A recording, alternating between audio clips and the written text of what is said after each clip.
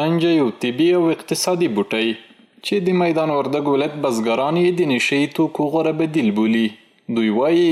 روان کال د زیاتو ورښتونو له امله یې فصلونه ښه او له مسؤلینو ورته د غوره بازار غوښتنه کوي. عایدات د دې فضل د خدای د ډیر قوي عایدات نظر نورو میوو فصلو نورو شیانو ته دا یعنی بیخي به انتها ډیر اصل ورکوي ډیر ښه پیشرفته شاید او نظر په دغه وطن او په دغه ځمکې ته ډیر کیفیت لري ډیر ښه سره ووسي او ښه رشد کوي. بیا په دغو دښتو کې ښه انجه پیدا شوې وي دغه بارانو له امله د غرنج هم سمې شوي او زمینې هم اوس ماشاءالله بیخي ښې دي خوندور بارانونه و نو سږکال یې ماشاءالله ښې دي انجې. د یاد ولایت کرنې اوبو لګولو او مالدارۍ ریاست مسؤلین وایي د دې ولایت په بېلابېلو ولسوالیو کې د نورو طبي بوټو ترڅنګ په زیاته کچه په مصنوعي ډول کرل شوي او طبیعي انجه شتون لري چې د بازار د ښه والي ډاډ ورکوي. دا چې انجه یو له مهمو اقتصادي او طبي بوټو له جملې څخه دی چې د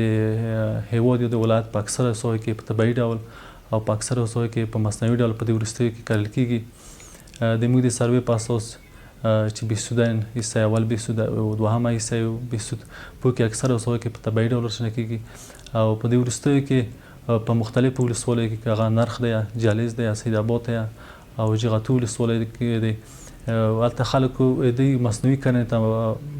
مخه کړې ده. د ویلو ده چې وروستیو برښتونو میدان وردګ ولایت کې بزګران هیله من کړي چې روان کال به له خپلو فصلونو او بڼونو ښه حاصلات ترلاسه کړي.